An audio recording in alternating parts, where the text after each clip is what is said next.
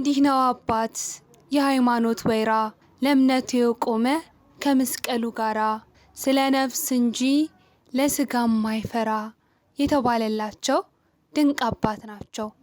ከሰሞኑም ቢሆን ያደረጉት ተግባራቸው እነዚህ ስንኞች በተግባር ያሳዩበት ይመስላል።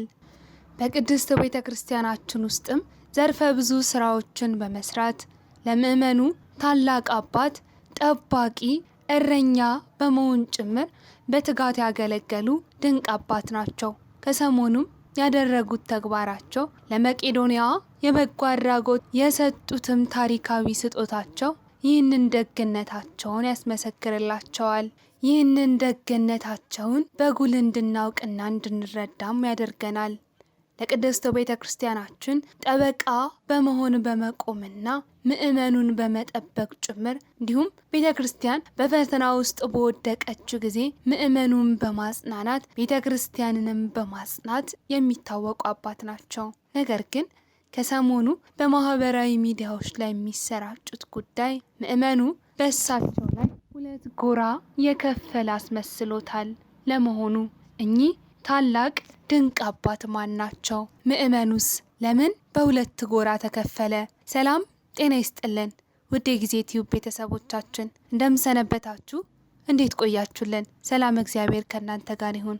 በዛሬው ዝግጅታችን የብፁዕ አቡነ ፋኑኤልን የህይወት ገጻቸውን እንደ መጽሐፍ የተከተበውን የህይወት ምዕራፋቸውን እናስቃኛችሁ ወደድን።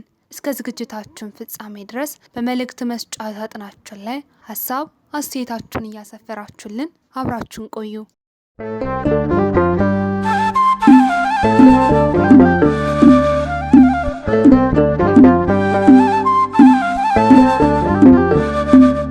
ብፁዕ አቡነ ፋኑኤል በአሁኑ ሰዓት በዋሽንግተን ዲሲና አካባቢው ሀገረ ስብከት ሊቀ ጳጳስ በመሆን በሚያከናውኗቸው መንፈሳዊና ማህበራዊ ስራዎቻቸው በሰፊው ይታወቃሉ።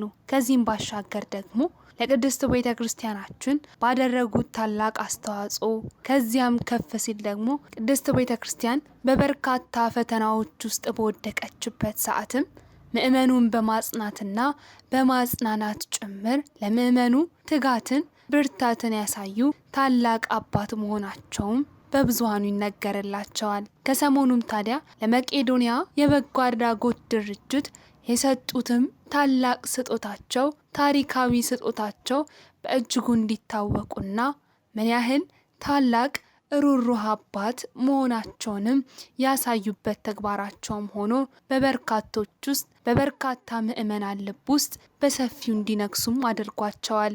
በቀድሞ ስማቸው አባ መላኩ እየተባሉ ይጠሩ የነበሩት ብፁዕ አቡነ ፋኑኤል የትውልድ ቦታቸውና አስተዳደጋቸው በድሬዳዋ ከተማ እንደሆነ መረጃዎች ይጠቁማሉ።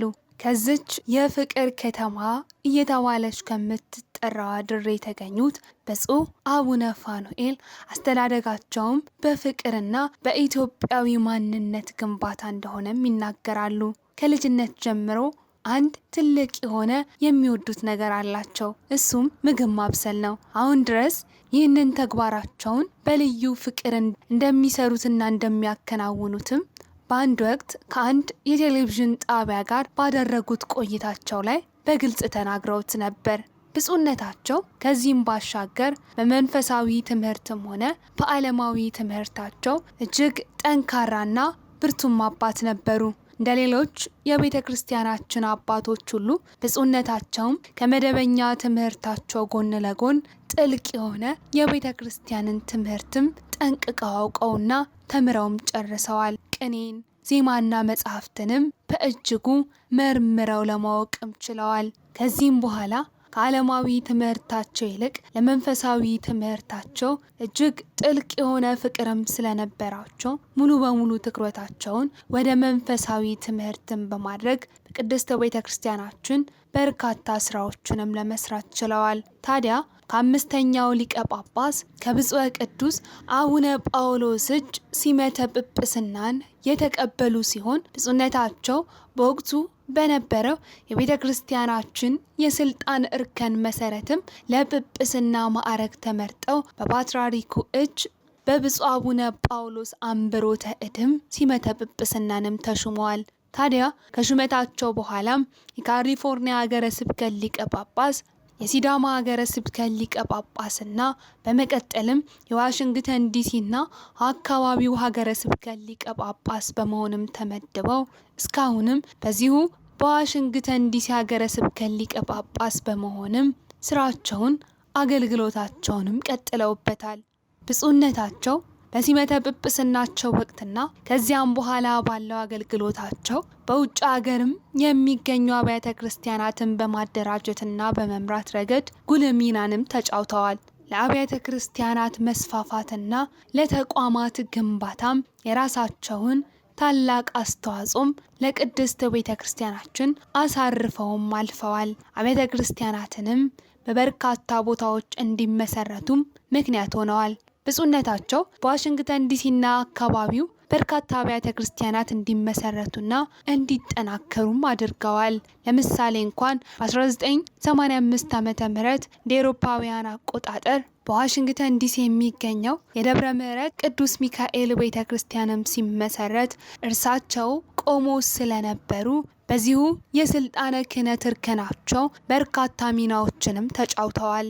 ከዚህም ባሻገር የሰዋስወ ብርሃን ቅዱስ ጳውሎስ መንፈሳዊ ኮሌጅን በመምራትና በርካታ ስራዎችን አባታዊ ቡራኬዎችን በመስጠት ጭምር ኮሌጁ በርካታ ተማሪዎችን እንዲያፈራ በርካታ ፍሬዎችም ለቅድስት ቤተ ክርስቲያናችን እንዲፈሩም ምክንያት ሆነዋል።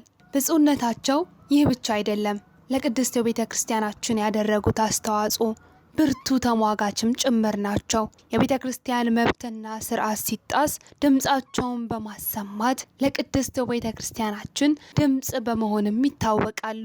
ለምሳሌ ያክል እንኳን በቅርቡ በቅድስት ቤተ ክርስቲያናችን የተፈጠረውን በቅዱስ ሲኖዶሱ መካከል ተፈጥሮ የነበረውን ልዩነትን በመቃወም ከፍተኛ የሆነ ድምጻቸውንም አሰምተው ነበር። ይህ ብቻ አይደለም፣ የብፁዕነታቸው ብርቱና ቆራጥ ደፋር የሆነ አቋማቸው የቀድሞው የአሜሪካን ፕሬዝዳንት የሆኑትን ባራክ ኦባማንም ጭምር በአደባባይ በይፋም ተቃውመውት ያውቃሉ።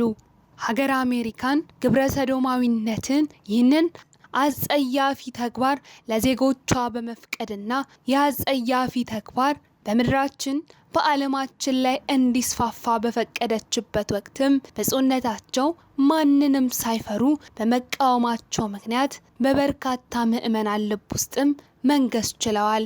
ይህ ታሪካዊ ሆነው የተቃውሞ ደብዳቤያቸውም በዓለም አቀፍ ደረጃ የሚታወቅ ታሪካዊ ጽሑፋቸውም ሆኖ ተመዝግቦላቸዋል። ብፁዕነታቸው ብፁዕ አቡነ ፋኑኤል በይፋ የታተሙ መጽሐፍቶች ባይኖራቸውም ልክ እንደ መጽሐፍ የሚገለጥ ታላቅ የሆነ የሕይወት ምዕራፍም ጭምር አላቸው። በዝርዝር የጻፉት መጽሐፍቶቻቸው እንኳን ባይጠቀሱም በሃይማኖትና በማህበራዊ ጉዳዮች ላይ የሚያስተላልፏቸው መልእክቶችና መመሪያዎችም በምዕመናኑ ዘንድ ትልቅ ቦታ ያላቸው ታላላቅ መልእክትን የሚያዘሉ ታላቅ የሆኑ መልእክቶች ናቸው። የተለያዩ ማህበራዊና ሰብአዊ ተግባራትንም በመፈጸም የሚታወቁት እኚህ ታላቅ አባት በአሁኑ ሰዓትም የሰጡት ታሪካዊ ስጦታቸው መነጋገሪያ እንዲሆኑም አድርጓቸዋል። ከሰሞኑ ለመቄዶንያ የበጎ አድራጎት ድርጅትም ታላቅ ሰርፕራይዝ አለኝ በማለት አዲስ አበባ ቃሊቲ አካባቢ የሚገኘውንና ከ120 ሚሊዮን ብር በላይ የሚገመተውን ባለ 2 ፎቅ ህንጻቸውን ለመቄዶንያ የአረጋውያንና የአእምሮ ህሙማን መርጃ ማህበር በቋሚነት በስጦታ ማበርከታቸው ብፁዕነታቸው ምን ያህል ለሰብአዊ ተግባራትና ድጋፍ ሁሌም ቢሆን ክፍት ቅልብ እንዳላቸው የሚያሳየ ታላቅ ተግባርም ሆኗል። ይህንንም ታላቅ ድጋፍ በሚያደርጉበት ወቅትም ባደረጉት ንግግራቸው ብፁዕነታቸው እንደገለጹት ቤቱ ከ23 ዓመታት በፊት ለገዳማትና ወላጆቻቸውን በተለያዩ ምክንያት ላጡ ወገኖቻችን እርዳታ እንዲሆን በማቀድ የተሰራ መሆኑንም ገልጸዋል። በዚህም ባለፉት በርካታ ዓመታት ተከራይቶ ከሚገኘው ገንዘብም ለተለያዩ በጎ ዓላማ ሲውል መቆየቱንም ያስታወሱት ብፁዕ አቡነ ፋኑኤል በአሁኑ ሰዓትም ቀደም ብዬ ያሰብኩትንና በውስጥም ስሰራበት የነበረውን በጎ ስራ በዘለቂታዊነት ሊያስቀጥል የሚችል በጎ አድራጎት ድርጅት ሳስብ የመጣልኝ መቄዶንያ በመሆኑ ለዚሁ እንዲሰጡ ወሰንኩ በማለትም ብፁዕነታቸው ይህንን ታሪካዊ ስጦታ ያደረጉት ውስጥ ለውስጥ ይሰሩት የነበረውን የበጎ አድራጎት ስራቸውን የበጎ አድራጎት ተግባራቸውን በይፋ ለመግለጽ ጭምር እንደሆነም ተናግረዋል። ይህ ታሪካዊ ስጦታም የተደረገው በየካቲት 1 2018 ዓመተ ምህረት ቢሆንም ነገር ግን በመቄዶንያ ስራ አስኪያጅ ክቡር አቶ ቢንያም አማካኝነትም ብፁዕነታቸው በሚዲያ ቀርበው እንዲሰጡና ርክክቡም በአካል በቤቱ በመገኘት እንዲሁም ይህ አርአያነት ያለው መልካም የብፁዕነታቸው ስራም ለሌሎች ትምህርት እንዲሆን በማሰብ የግድ ወደ ሚዲያ እንደመጡም ተገልጾላቸዋል። ይህ ተግባራቸው እንዲታወቅ እንደማይፈልጉና ነገር ግን ይህ ጉዳይ የግድ ወደ ሚዲያም እንደመጡ በግልጽ እየተነገረም ይገኛል። የመቄዶንያ የአረጋውያንና የአእምሮ ህሙማን መርጃ ማዕከልም በርካታ ኢትዮጵያውያንን የሚረዳና በሀገርም ደረጃ በርካታ ቦታዎች ላይ አረጋውያንን ወላጅ አልባ ህጻናትን የሚደግፍ በመሆኑ ሊበረታታ እንደሚገባም ብፁዕነታቸው ይገልጻሉ። ታዲያ ይህ ብፁዕነታቸው ብፁዕ አቡነ ፋኑኤል ለመቄዶንያ የሰጡት ታሪካዊ ድጋፍም ተከትሎ በርካታ በከፍተኛ ደረጃ ድጋፍና አድናቆት የገጠማቸው ቢሆንም ነገር ግን በጎን ደግሞ ሌሎች አካላት ጎራ ለይተው ብፁዕነታቸውን እየተቃወሙና እየወቀሱም እንደሚገኝ በተለያዩ ማህበራዊ ሚዲያዎች ላይ እየተሰራጨም ይገኛል። ሆኖም ግን በማህበራዊ ሚዲያዎች ላይ አልፎ አልፎ የሚታዩት አንዳንድ ጥያቄዎችም ወደ ብፁዕነታቸው እየተሰነዘሩ ናቸው። ከፍተኛ ድጋፍና አድናቆትን ለብፁዕነታቸው የቸሩ አብዛኛዎቹ ኢትዮጵያውያን የቤተ ክርስቲያን ምዕመናን ድርጊታቸው የብፁዕነታቸው በጎ ተግባር ታላቅ ክርስቲያናዊ ተግባርና አርአያነት ያለው ደግነት በሚል በደስታ የተቀበሉ ሲሆን ብዙዎች ብፁዕነታቸው ላሳዩት ርኅራኄ ምስጋናቸውንም እየገለጹ ይገኛሉ። ድርጊታቸውም ሌሎች ባለሀብቶችና አባቶችም ለተቸገሩ እጃቸውን እንዲዘረጉና የተቸገሩትንም እንዲረዱ በር ከፋች እንደሆነም በመግለጽ ብፁዕነታቸው ያደረጉት ተግባር ይበል የሚያሰኝ ነው። ይህ የብፁዕነታቸውን ደግነትና ታላቅ አባትነት የሚገልጽ ነው በማለትም በርካቶች እየደገፏቸው ይገኛሉ። ነገር ግን አንዳንዶች ይህ የብፁዕነታቸው ተግባር ያልተዋጠላቸው አካላት የተለያዩ ጥያቄዎችንም እየሰነዘሩ የጥያቄ ድምጻቸውንም እያሰሙ ይገኛሉ። ምንም እንኳን ድጋፉ እጅግ ሰፊ ቢሆንም በማህበራዊ ሚዲያ ላይ አንዳንድ ግለሰቦች የህንፃው ዋጋ ግዙፍነት ተመልክተው አንድ የቤተ ክርስቲያን አባት ይህን ያህል ዋጋ ያለው የግል ሀብት እንዴት ሊኖረው ይችላል የሚሉ ጥያቄዎችንም ሲሰነዝሩም ተስተውሏል። የብፁዕነታቸው ምላሽም አንድና አንድ ብቻ ነው። ለእነዚህ አካላት ምላሽ የሆናቸው ዘንዳ ብፁዕነታቸው በሰጡት ፍንጭም ቤቱ የተገነባው ከ23 ዓመታት በፊት በዝቅተኛ ወጪ ማለትም በ4 ሚሊዮን ብር በማይሞላ ዋጋ እንደነበረና ለረጅም ዓመታት በኪራይ ሲገኝ የነበረው ገቢ ለበጎ አድራጎት ይውል እንደነበረም አስረድተዋል። አሁንም በይፋ ለመቄዶንያ እንዲሰጥም የወሰኑትም ስራቸው በዘለቂታዊነት እንዲቀጥል በማሰብ እንደሆነም ገልጸዋል።